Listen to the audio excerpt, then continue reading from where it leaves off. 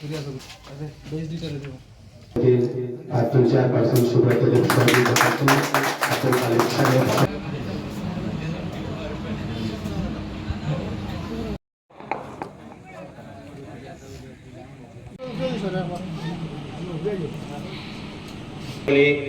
আমাদের পিতা কেটে আমাদের ক্লাব ঘরে প্রবেশ করবেন।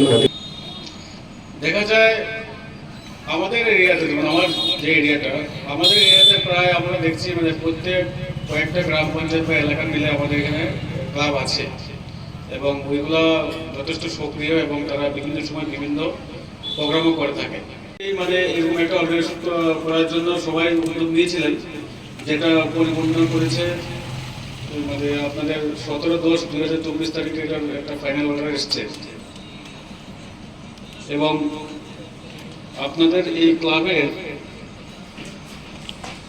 কিছু অবজেক্টিভ দেওয়া আছে। আমি দেখলাম যে তারা 10টা অবজেক্টিভ নিয়ে কাজ করবে। প্রথম যে সেটা হবে, এই ক্লাব আপনার welfare of the farmer society, মানে যারা কৃষক সমাজ রয়েছেন তাদেরকে গুরুত্ব দিয়ে এর কার্য পরিচালনা করা হবে।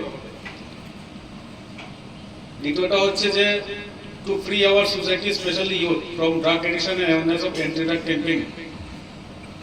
দেখা যাচ্ছে কি আমাদের ত্রিপুরা রাজ্যে আমরা বিগত কয়েক বছর ধরে দেখছি যে ড্রাগস, যেটাকে আমরা হিরোইন বলে থাকি বা ইয়াবা ট্যাবলেট বলে থাকি, এটা দিনকে দিন বাড়ছে আপনাদের মধ্যে এবং ইয়ং জেনারেশন যারা, আমি অনেক এলাকাতে দেখতে পাই যারা আপনারা মুসলিম যুবক যারা আছে তারা লিকুইড নেশা যেটা, ওটা অনেক সময় ওরা করতে পারে না, বাড়ির প্রবন্ধী থাকে বা এলাকার যারা ইয়ে থাকে, কিন্তু পরবর্তীতে তারা কি করে ওই যেটা মানে এটা স্মেল থাকে না, ওই ইয়াবানে না হলে ওই ড্রাগ সিরিঞ্জের মাধ্যমে নেয় বা স্মোক করে নেয়।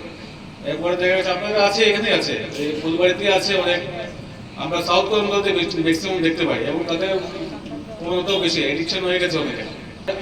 আপনারা যারা ক্লাবে যারা থাকবেন, সেক্রেটারি, প্রেসিডেন্ট এবং এটা যারা মেম্বার থাকবেন, আপনারা এটা চেষ্টা রাখবেন যাতে আপনাদের এলাকাতে যাতে ওই জিনিসটা যাতে বেড়ে না ওঠে। কোনো ছেলে বা কেউ যদি এটার সাথে ব্যবসার সাথে জড়িত হয় তাহলে আপনারা পুলিশের কাছে খবর দেন, তাকে ধরিয়ে দেন, তাকে আনুন ক্লাবে এনে বুঝান।